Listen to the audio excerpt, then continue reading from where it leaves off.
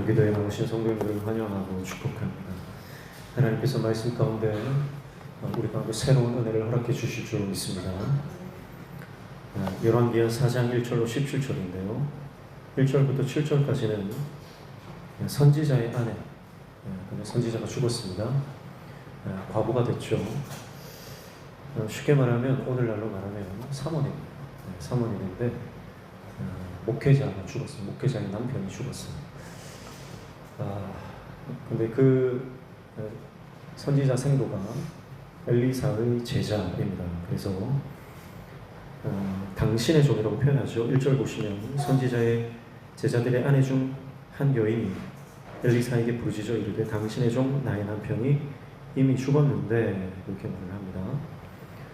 그래서 엘리사의 제자, 엘리야부터 이어졌겠죠. 그래서 엘리사의 제자인데 그 제자 중에 한 사람이 선지자의 제자가 죽었습니다. 우리가 주의 일을 해도요 고통당할 수 있고 주님의 일에 헌신을 해도요 때로는 죽임을 당할 수도 있습니다. 당신은 이 타락한 이스라엘의 영적인 상태이기 때문에 핍박이 있었고 주의 종이 된다는 것, 선지자가 된다라고 하는 것은 그런 핍박과 고통을 각오하고 그 일을 뛰어들었을 것입니다. 그런데 이 선지자 이 제자가 병이 들어서 죽은 것 같습니다.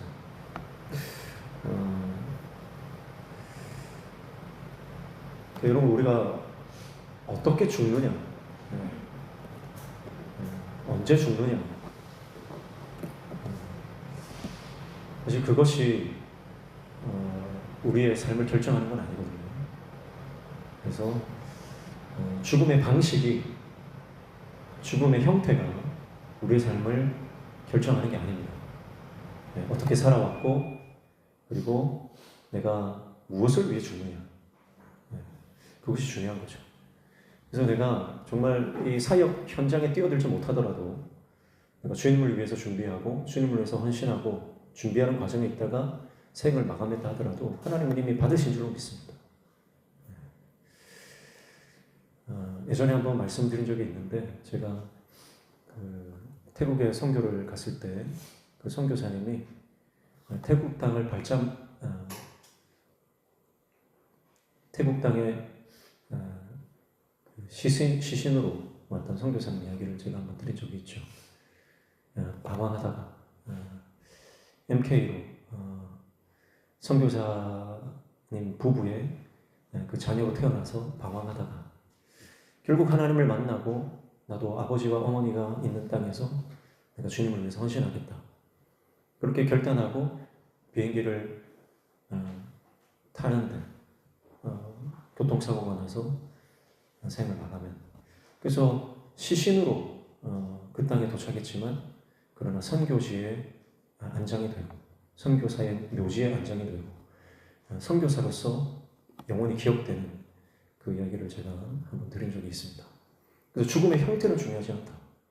어떻게 죽는지, 어떤 병으로 죽든지 사고로 죽든지 그런 죽음의 방식이 우리의 삶을 결정하는 게 아니라 어떻게 살다가 누구를 위해서 살다가 누구를 위해 죽느냐, 그것이 중요한 것이다 라고 하는 것입니다. 자, 오늘 그 선지자의 죽은 아내, 그 아내가 이제 살 길이 막막한 거죠.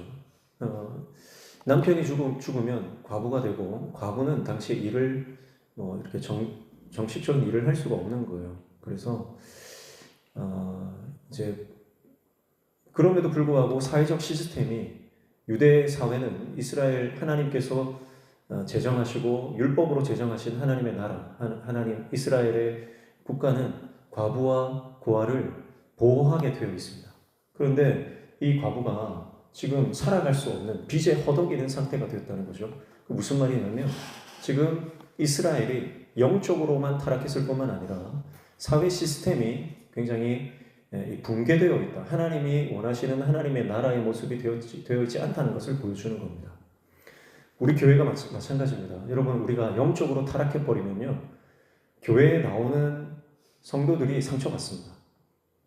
교회에 나와서 하나님의 은혜를 누리고, 교회에 나와서 함께 하나님의 샬롬을 누리고, 이 안에서 천국을 누려야 됩니다. 그게 하나님께서 꿈꾸시는 교회의 모습입니다.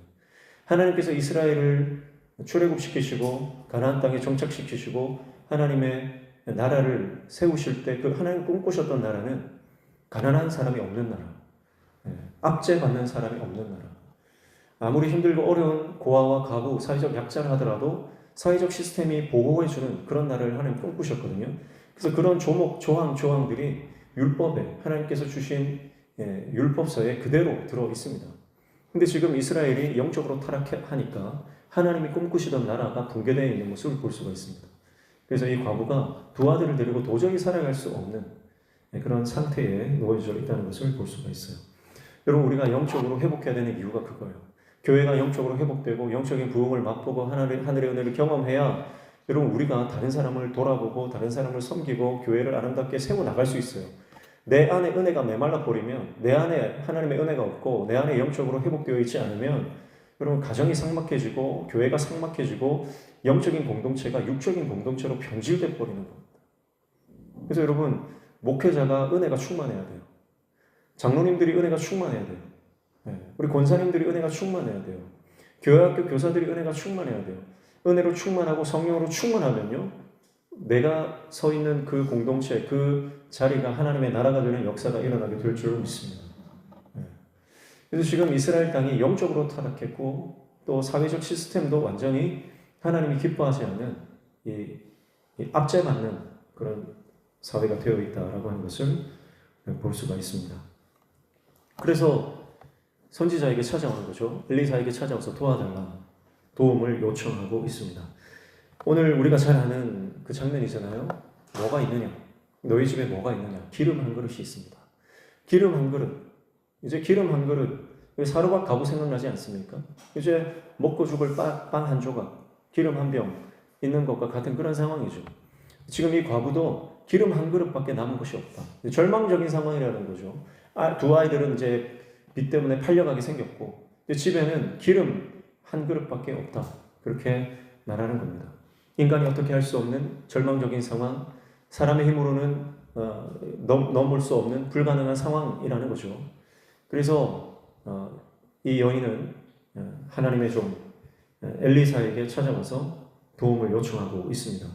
그래서 그 기름을 다 빌려와라. 이웃집에 가서 빌려올 수 있는 만큼 그릇을 다 빌려와라. 그랬을 때 그 기름 그릇을 빌려오고 그 기름, 자기에게 있는 작은 기름을 부었을 때 계속해서 그 기름이 흘러서 빈 그릇에 모두 채워지는 그 역사가 일어나는 장면입니다. 우리가 잘 아는 장면이고 우리가 사랑하는 본문입니다. 자, 그런데 여러분, 이 기름 한 그릇, 여러분, 누구에게나 이 기름 한 그릇은 있다는 거예요. 여러분, 하나님의 기적의 역사는요, 기름 한 그릇부터 시작되었다는 것을 기억하십시오. 기름 한 그릇은 아무것도 아닙니다. 그러니까 지금 뭐가 있느냐? 너희 집에 뭐가 있느냐? 하나님께서 우리에게 물으시는 거예요. 하나님의 기적과 하나님의 역사와 하나님의 부흥을 일으키실 때 하나님은 아무것도 없는 데서 일으키지 않습니다. 지금 너에게 뭐가 있니? 물으시는 거예요. 지금 네가 가진 게 뭐니? 물으시는 겁니다. 그러니까 우리가 볼 때는 아무것도 아니에요. 우리가 볼 때는 기름 한 그릇, 작은 종지에 담겨있는 기름 한 그릇일 뿐이에요. 근데 하나님은 그거 쓰시겠다는 거예요. 여러분, 하나님의 기적은 항상 작은 데서부터 시작됩니다. 그래서 하나님의 손길이 닿으면요, 내가 보던 내 자아와 내 정체성과 우리의 가정과 자녀들과 교회에 대한 해석이 달라져 버려요. 육적인 눈으로 봤을 때 기름 한 그릇은 아무것도 아닌 거예요. 아무짝에도 쓸모없는 거예요. 이거 아무 소용이 없는 거예요. 이거 있어봤자 있어도 그만, 없어도 그만인 거예요.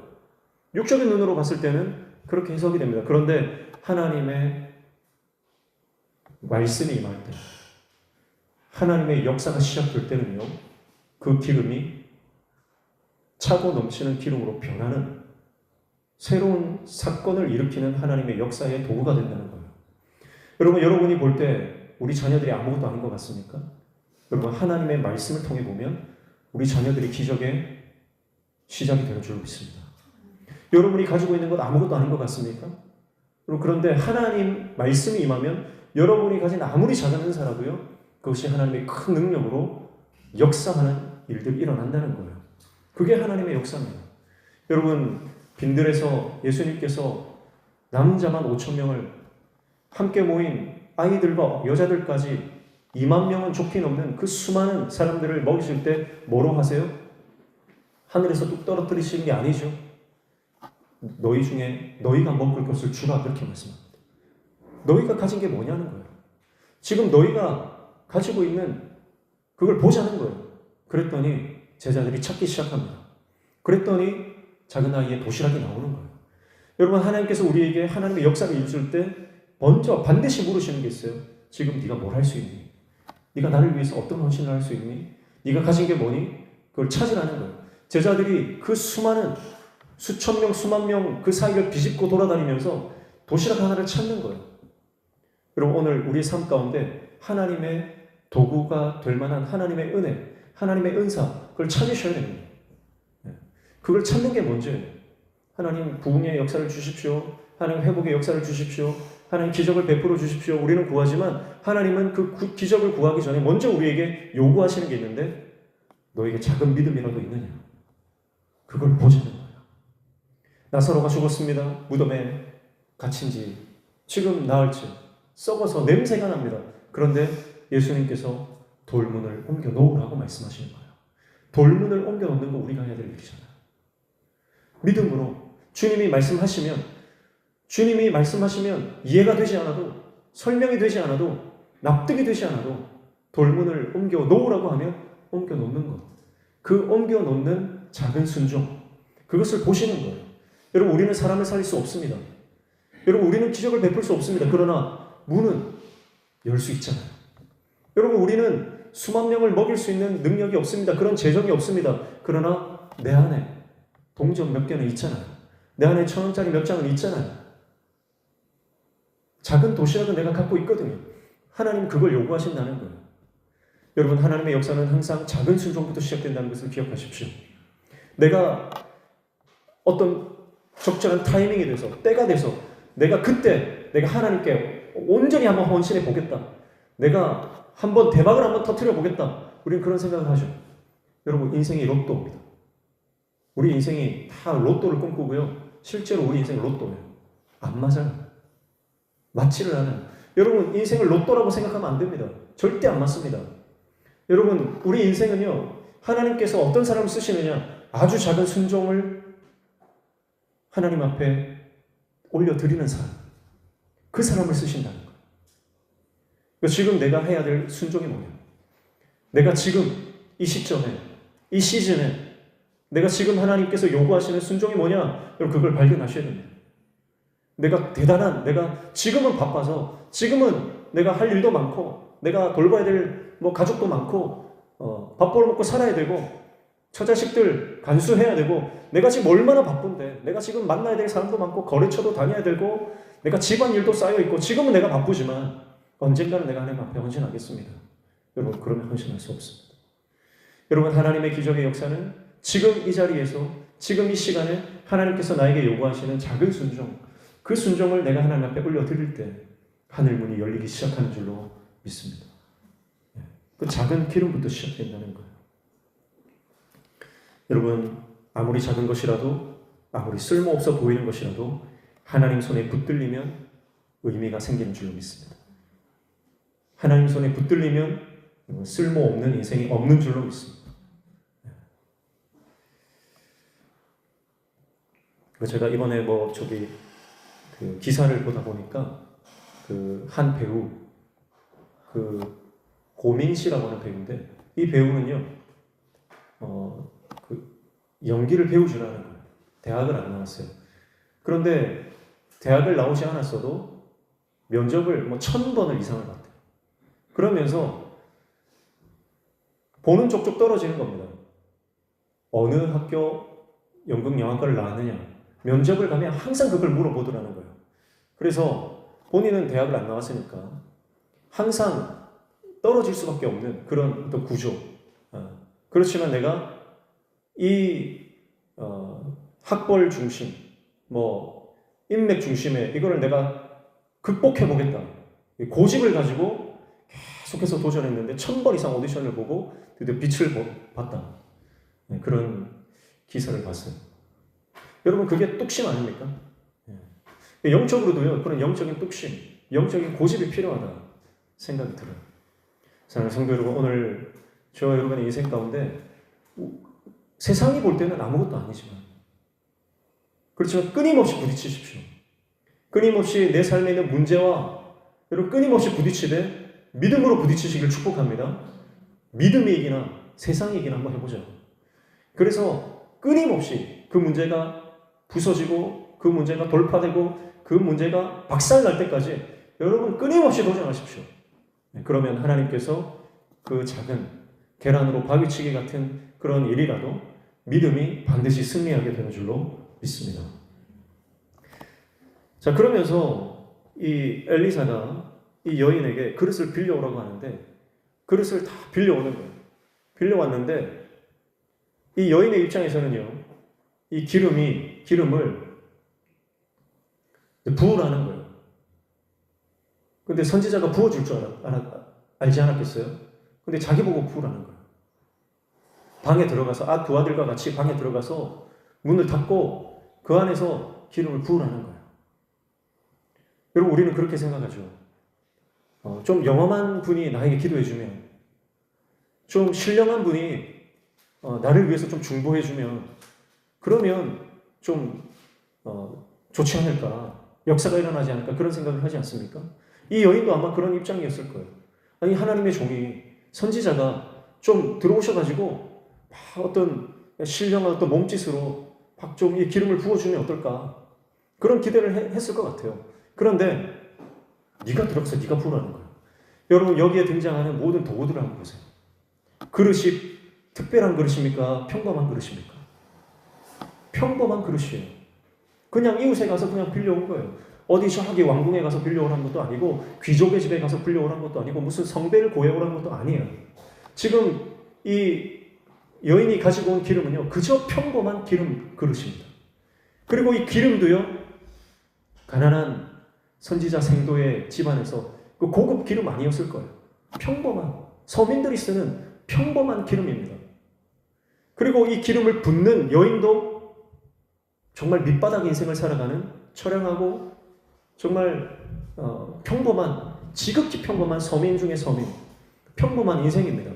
여러분 지금 이 장면 가운데 등장하는 모든 것이 다 평범한 거예요. 그릇도 평범하고 기름도 평범하고 기름을 붓는 여인조차 지극히 평범합니다. 근데 여러분 모든 평범한 것들을 통해서 하나님이 역사하신다는 것을 여러분 기억하시길 축복합니다. 여러분 우리 인생도 그렇습니다. 우리 인생이 그렇게 비범하지 않은 것 같아요.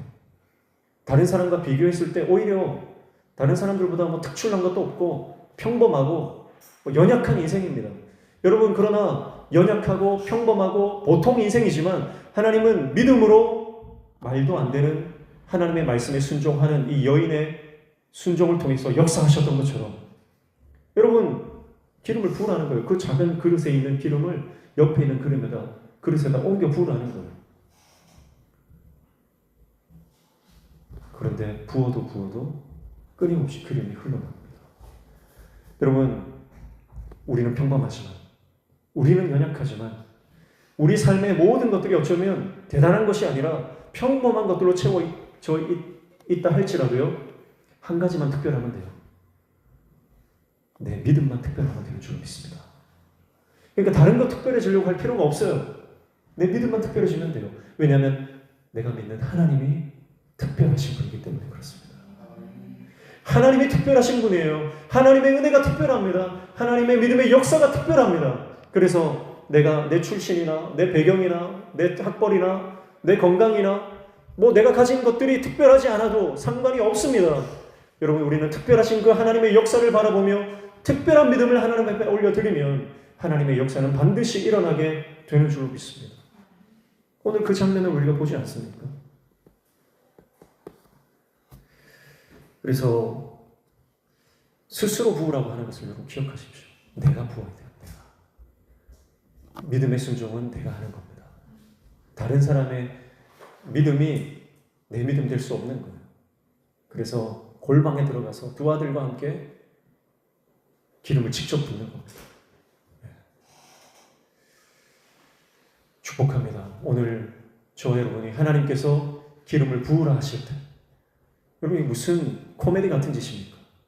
이 조그만 기름을 왜 이 그릇을 다 빌려와가지고 빌려오라고 하니까 그냥 말없이 빌려오고, 방에 들어가서 부으라고 하니까 막 따지지 않고 붓는 이 여인의 믿음이 오늘 저와 여러분의 믿음 되시기를 축복합니다.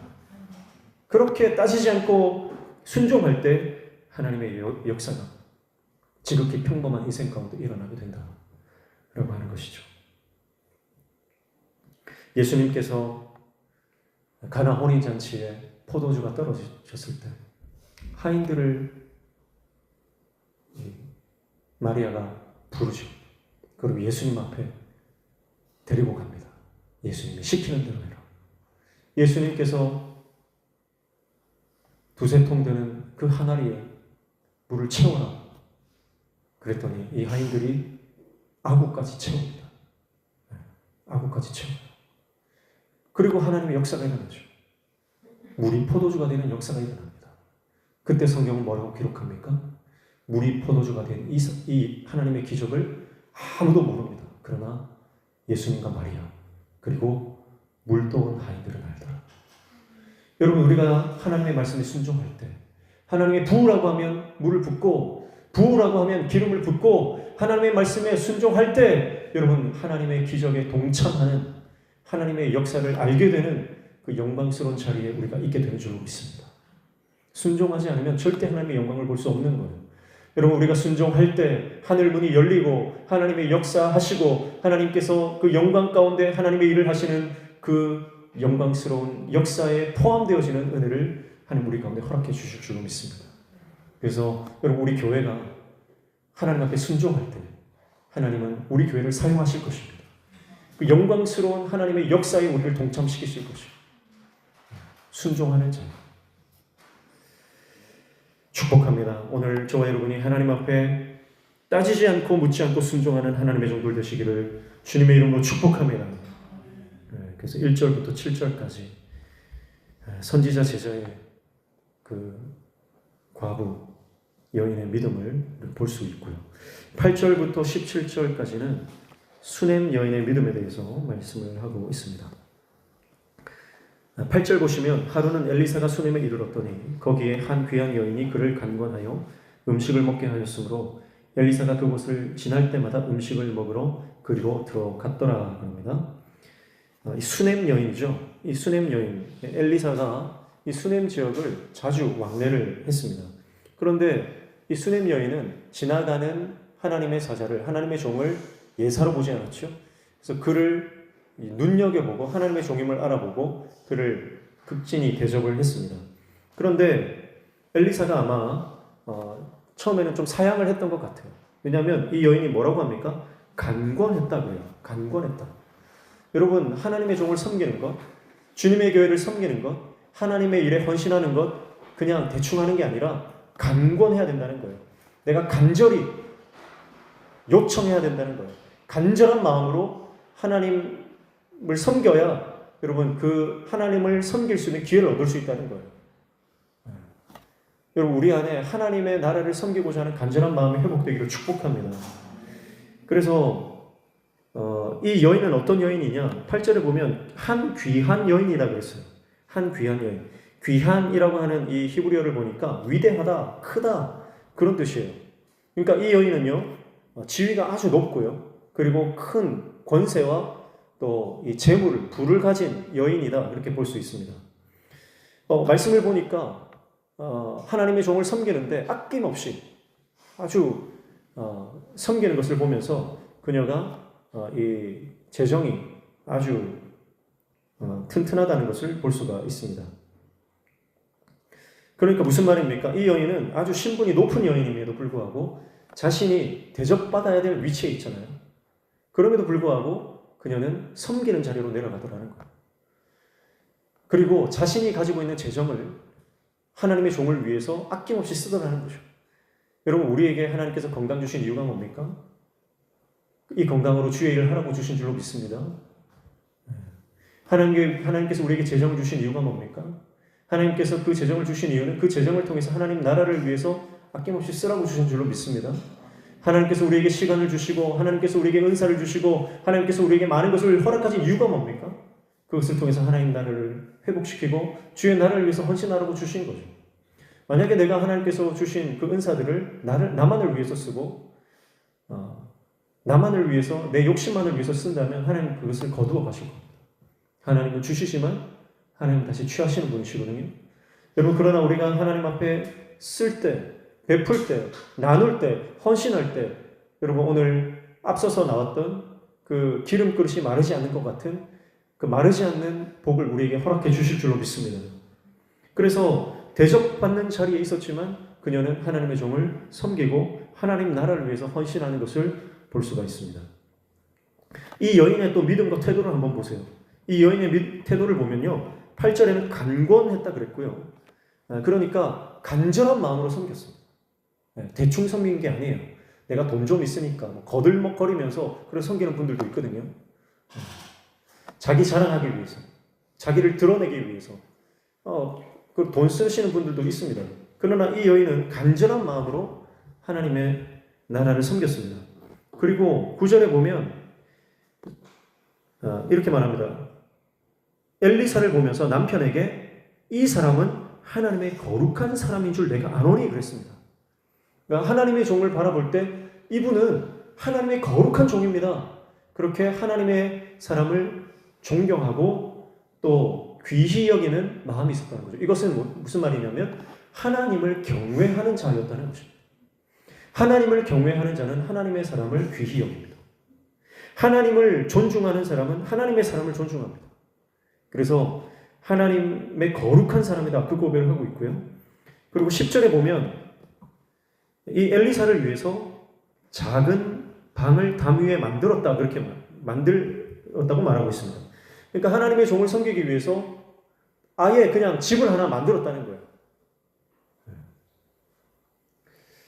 그러니까 이 여인의 태도가 뭐냐면 정말 간절한 마음으로 하나님의 나라를 섬기고 하나님을 경외하고 그리고 자신이 가진 것을 아낌없이 하나님 나라를 위해서 투자하는 그런 믿음의 태도를 가지고 있었다는 것을 볼 수가 있습니다. 작은 방 위에 담을 만들었다라고 하는 것은 원어적으로 보면 벽이 있는 2층 집을 만들었다는 거예요. 벽이 있는 2층 집. 이것은 임시 거처가 아니라 안정된 확실한 집이라는 뜻이에요. 그러니까 천막을 치거나 텐트를 치거나 가건물을 세운 요즘 말로 하면 이렇게 옥상에다가 가건물 옥탑방 하나 세운 그런 의미가 아니라 아예 집을 한 채를 지었다 이런 뜻이에요. 그러니까 하나님의 종을 섬길 때 그가 얼마나 아낌없이 투자했는지를 볼 수가 있어요. 그것에 대해서 엘리사는 뭐라고 표현하냐면 세심한 배려라고 표현합니다. 13절 보시면 엘리사가 자기 사환에게 이르되 너는 그에게 이르라 내가 이같이 우리를 위하여 세심한 배려를 하는도다. 내가 너를 위하여 무엇을 하랴 그렇게 말합니다. 세심한 배려. 그러니까 주의 종이 볼 때 하나님의 사자가 볼 때 이 수넴 여인의 믿음이 세심한 배려로 느껴지는 거예요. 그녀의 섬김이 세심한 배려로 느껴지는데 이 세심한 배려라고 하는 것이 원어적으로 보니까 두려움으로 두려워하다라는 뜻입니다. 그러니까 이것을 세심한 배려라고 우리가 해석을 해놨는데 원어적으로는 두려움으로 두려워하다는 뜻이에요. 그러니까 하나님을 얼마나 경외했는지 하나님을 얼마나 사랑하고 하나님을 얼마나 두려워하고 하나님을 얼마나 경외했는지 이 그녀의 행동을 통해서 드러나는 것입니다. 여러분 하나님을 사랑한다고 말하는데요. 말로만 사랑하는 사람이 많습니다. 내가 정말 하나님 사랑합니다. 하나님을 경외합니다. 그렇게 말하고 찬양도 하는데 실제로 하나님을 경외하는 삶의 모습이 없는 사람들이 많이 있습니다. 그래서 정말 하나님을 경외하는 사람은요. 삶을 통해서 그 열매가 드러납니다.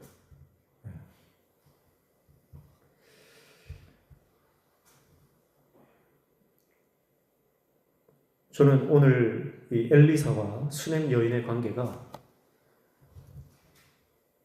하나님 나라를 섬기는 저와 여러분의 관계가 되기를 축복합니다. 그래서 우리는 다 수냄 여인이 되어야 됩니다. 그래서 하나님 나라를 섬길 때 수냄 여인이 가지고 있는 간절함과 주를 경외함과 그리고 자신이 가진 것을 아낌없이 드리는 자세로 하나님을 섬겨야 하는 줄로 믿습니다. 그건 저도 마찬가지고 여러분도 마찬가지. 그리고 또 주의 종과 일반 성도의 관계로 이것을 적용해 본다면 한국 교회가 지금 이 반대로 되어 있어요. 목회자들은 더 대접받으려고 그러고 성도들은 억지로 어쩔 수 없이 섬기는 이 악순환이 이 교회마다 자리 잡고 있는 것을 볼 수가 있습니다. 저는 오늘 목회자와 성도의 관계가 오늘 이 엘리사와 수냄 여인의 관계가 되기를 축복합니다. 그래서 목회자는 오늘 엘리사가 수냄 여인을 향해서 뭐라고 합니까? 내가 뭘 해줘야 되나? 내가 뭘 해줄까? 부담이 아니에요. 이거는 자발적인 사랑의 마음에서 정말 이 애정의 마음에서 나오는 것 아닙니까? 너무 극진한 대접을 받으니까 세심한 배려를 받으니까 내가 가만히 있을 수가 없다. 내가 이 여인이면서 뭘 해줘야 되나? 사실 이 여인은 뭐 없는 게 없어요. 부족한 게 없는 여인 아닙니까? 근데 그 부족한 거 한 가지를 찾아내고야만 이제 아들이 없는 거예요. 아들이 없는 것 외에는 모든 것이 풍족한 여인. 그래서 그 여인을 향해서 내가 이 여인의 결핍을 채워주고 싶다. 이 여인을 위해서 내가 하나님께 기도해주고 싶다. 그리고 이 수냄 여인은 주의 종을 향해서 어떻게든 섬기고 어떻게든 대접하고 어떻게든 주의 사명을 잘 감당할 수 있도록 뒷바라지하려고 하는 이 관계가 얼마나 아름다운 관계 아닙니까? 여러분 사도 바울과 루디아의 관계도 그렇지 않습니까? 빌립보 지역에서 처음 전도했을 때 복음을 듣고 이 빌립보 지역의 교회가 된 루디아의 가정이 사도 바울이 사역하는 내내 든든하게 재정 지원을 해주잖아요. 근데 여러분 해주는 것이 아깝고 받는 것이 부담스럽고 그런 관계가 되면 안 되는 거예요. 그리고 오늘 저와 여러분이 이 엘리사와 수냄 여인과 같은 아름다운 관계, 하나님 나라를 함께 섬기며 나아가는 이 관계가 되기를 축복합니다. 그래서 엘리사가 이 여인에게 없는 것 한 가지를 찾아내죠. 그게 바로 아들이 없는 겁니다.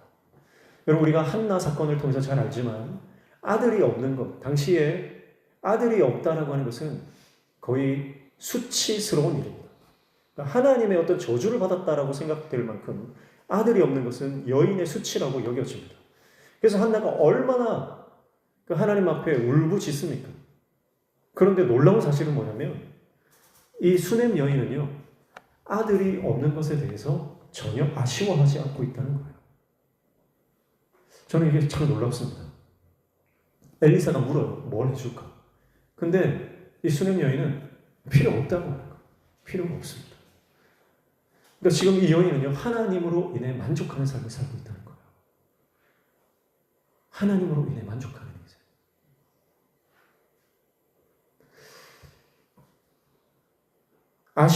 아쉬움은 있었겠죠. 허전함은 있었겠죠. 뭔가 채워지지 않는 아들만이 줄 수 있는 어떤 결핍, 그 채워지지 않는 그런 게 있을 수 있죠. 그런데 여러분 이 수냄 여인은요 하나님으로 인해서 그것이 채워지는 삶을 살고 있었다는 겁니다. 이게 놀랍지 않습니까? 사랑하는 성도 여러분, 오늘 저와 여러분이 하나님으로 인해 만족하는 인생 되시길 축복합니다. 하나님만으로 만족할 수 있다는 거예요. 이게 수냄 여인이 보여줍니다. 아들이 없어요. 가는 곳마다 수치를 당할 겁니다. 그러나 하나님의 종을 섬기는 이 기쁨과 하나님의 나라를 섬기는 이 기쁨이 너무나 컸기 때문에 그는 이제 아들이 없어도 괜찮습니다. 아들이 없어도 나는 아무 상관없습니다. 그런 삶을 살아갑니다. 그런데 엘리사는 그래도 내년 이맘때쯤에 너에게 아들이 생길 것이다. 그렇게 축복을 해주고 실제로 그 일이 일어나는 것을 볼 수가 있습니다. 16절 보시죠. 엘리사가 이르되 한 해가 지나 이때쯤에 내가 아들을 안으리라 하니 여인이 이르되 아니로소이다. 내 주 하나님의 사람이여 당신의 계집 종을 속이지 마옵소서 하니라 그럽니다. 자, 어쩌면 이 장면은요 사라의 장면과 흡사한 장면입니다. 천사들이 주의 사자들이 왔을 때 네가 아들을 낳을 것이다 하니까 사라가 그만 웃고 맙니다. 그것처럼 지금 이 수넴 여인은요, 어쩌면 하나님을 섬기는 기쁨과 하나님을 섬기는 그 만족감이 가득했지만 한편으로 어쩌면 포기한 것, 더 이상은 이제 나에게 아들은 있을 수 없다라고 하는 그 생각이 한켠에는 있었던 거죠. 근데 하나님께서 하나님만이 채워줄 수 있는 하나님의 역사를 그녀의 삶 가운데 이루어 주십니다. 그래서 17절 보시면 여인이 과연 잉태하여 한 해가 지난 이때쯤에 엘리사가 여인에게 말한 대로 아들을 낳았더라. 그렇게 말씀하고 있습니다. 여러분, 이것이 하나님께서 주시는 덤으로 주시는 은혜입니다.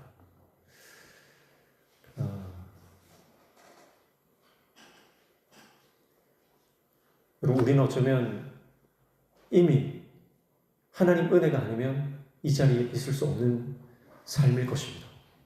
그런데 하나님께서 우리에게 은혜를 주셔서 지금 이 시간을 살아가고 있는지 몰라요. 그래서 지금 이 시간은 나의 시간이 아니라 하나님이 주신 덤으로 주신 은혜의 시간인 줄 믿습니다. 그 시간을 잘 살아야 합니다. 히스기야가 병이 들어 죽게 되었습니다. 그런데 하나님 앞에 면벽 기도를 하고 15년의 인생을 덤으로 받습니다. 덤으로 받은 인생. 그런데 그때부터 더 잘해야 돼요. 히스기야는 15년의 인생을 연장받지만 그때 교만에 빠집니다. 그리고 하나님 앞에 실수를 많이 합니다. 어쩌면 15년의 인생을 잘 살지 못했기 때문에 그 15년의 인생이 없었으면 더 나을 뻔한 인생이 되는 거예요. 여러분, 우리가 어떤 큰 사고를 당하거나 큰 병을 앓고 나면 내 인생이 하나님 전에 달려있구나. 그것을 깨닫게 됩니다. 여러분, 우리 인생이 그렇게 내 힘으로 살 수 없는 건 우리가 잘 알지 않습니까? 여러분, 우리 머릿속에 있는 핏줄 하나만 터져도요, 우리는 인생을 마감해야 합니다. 우리의 심장에 흐르는 이 혈관 하나만 막혀도 우리는 호흡을 할 수 없는 연약한 존재입니다. 우리가 아프고 나서야 드디어 깨닫습니다. 내가 내 힘으로 인생 사는 것 아니구나. 하나님이 덤으로 주신 인생이구나. 여러분, 그런데 하나님께서 나에게 덤으로 주신 그 인생을 더 믿음으로 잘 살기를 축복합니다. 근데 오늘 이 여인은, 수넴 여인은요, 하나님께서 덤으로 주신 아들, 없어도 이미 포기했고 이제 없어도 하나님 섬기며 기쁨으로 살아가는 이 여인에게 덤으로 주신 은혜예요. 그런데 이 아들을 주셨는데 아들이 우상이 되지 않았어요. 여러분, 많은 사람들이요, 하나님께서 정말 간절히 원하는 것을 주고 나면 그것이 우상이 되는 경우가 많습니다. 정말 돈이 없어서 평생 가난하게 살다가 하나님이 재정의 복을 주시면요, 돈이 우상이 되는 사람이 있습니다. 건강이 없어서 건강 때문에 늘 아프고 힘들었다가 하나님께서 건강을 회복시켜 주시면 건강이 우상이 되는 사람이 있습니다. 자식도 그렇고 여러 가지 우리 인생 가운데 하나님께서 나에게 정말 소중한 것을 주셨는데 그것이 우상이 되는 경우가 많다는 거예요. 그런데 오늘 이 수넴 여인은요, 아들을 하나님께서 은혜로 주셨지만 그 아들이 우상이 되지 않습니다. 여전히 하나님을 의지하는 모습을 볼 수가 있어요. 그래서 그 장면은 18절부터 37절까지 등장하는데 우리가 오늘 본문이 아니기 때문에 간단하게 살펴보면 그거예요. 그만 하나님께서 은혜로 주신 그 아들이 어느 날 죽었습니다. 어느 날 죽고 맙니다. 그런데 이 아들의 죽음 앞에서 보인 이 수넴 여인의 믿음이 너무 대단한 거예요. 그녀는 곧장 엘리사에게 달려갑니다. 그래서 남편에게 사원 한 명과 나귀 한 마리를 요청하죠. 그 남편이 도대체 무슨 일이냐? 내가 주의 종에게 가야 됩니다. 오늘 초하루도 아니고 제사 드리는 날도 아닌데 왜 갑자기 이 주의 종에게 가야 되느냐? 그러니까 뭐라고 하냐면 샬롬이라고 해요. 샬롬. 평안을 빕니다. 지금 아들이 죽었어요. 아들이 죽었는데 이 여인은 평안을 선포해버려요. 남편에게 아들이 죽었다는 말을 하지 않습니다. 평안을 선포해버리는 거예요. 여러분, 이게 믿음입니다. 여러분, 상황이 변하고 우리 가운데 위급한 일이 닥쳐도요, 믿음으로 평안을 선포하십시오. 이 수넴 여인의 믿음이 너무 대단한 거예요. 남편에게 아들이 죽었다는 말도 하지 않고요. 그리고 게하시를 만납니다. 곧장 엘리사에게 다가가서 게하시를 만나는데 게하시를 만나서도 아들이 죽었다는 얘기하지 않습니다. 아들은 이 선지자를 모시던 그 방에 눕혀놓고 아들이 죽었다는 말을 게하시게도 하지 않아요. 그리고 거기서도 그냥 평안을 선포해버립니다. 그리고 엘리사를 만났을 때 비로소 엘리사에게 자신의 아들이 죽었다고 말하고 아들에 대해서 도움을 요청하는 것을 볼 수가 있습니다.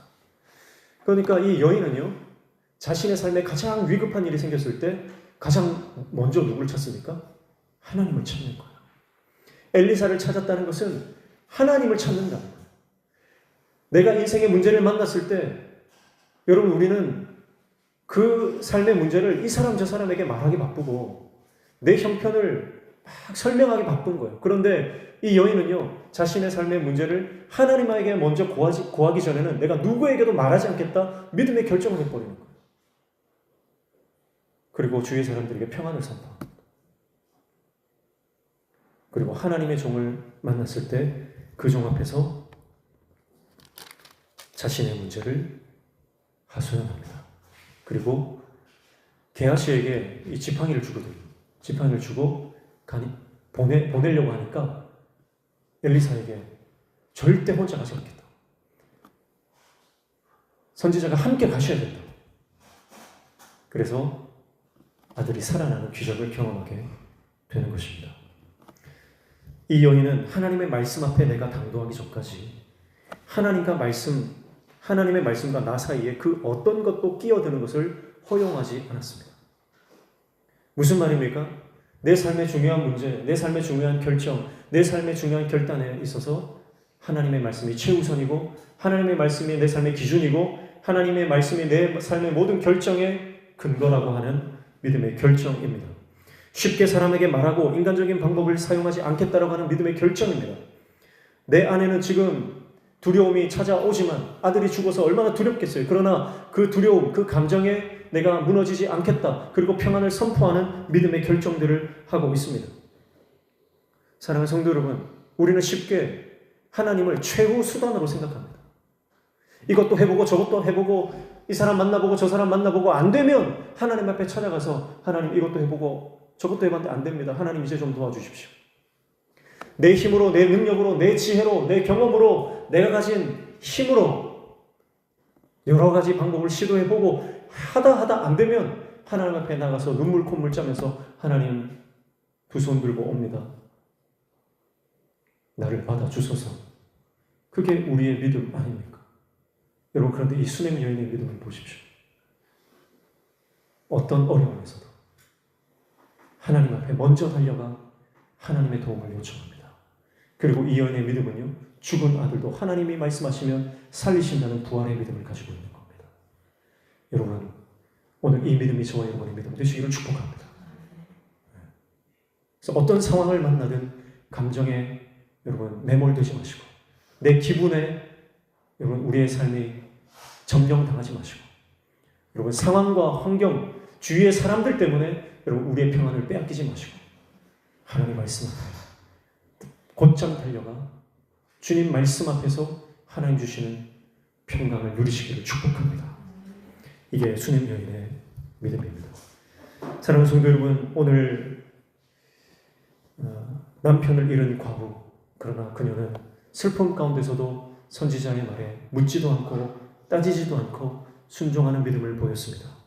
그리고 수넴 여인의 삶을 통해서 하나님의 사람을, 하나님의 나라를 얼마나 간절히 섬기며 그리고 그에게 닥친 삶의 가장 큰 문제를 하나님 말씀 앞으로 달려나가는 큰 믿음을 오늘 말씀을 통해서 우리는 보게 됩니다.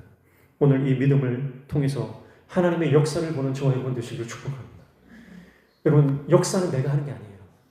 나는 하나님 앞에 믿음만 보이며 하나님이 역사하실 줄 믿습니다. 아무리 작은 믿음이라도 하나님이 요구하시는 그 작은 믿음은 특별한 믿음이 되어 하나님의 특별한 역사를 우리 삶 가운데 허락해 주실 줄로 믿습니다. 오늘 그 기적의 주인공, 하나님 역사의 주인공 다 되시기를 주님의 이름으로 축복합니다. 할렐루야. 우리 함께 찬양하겠습니다.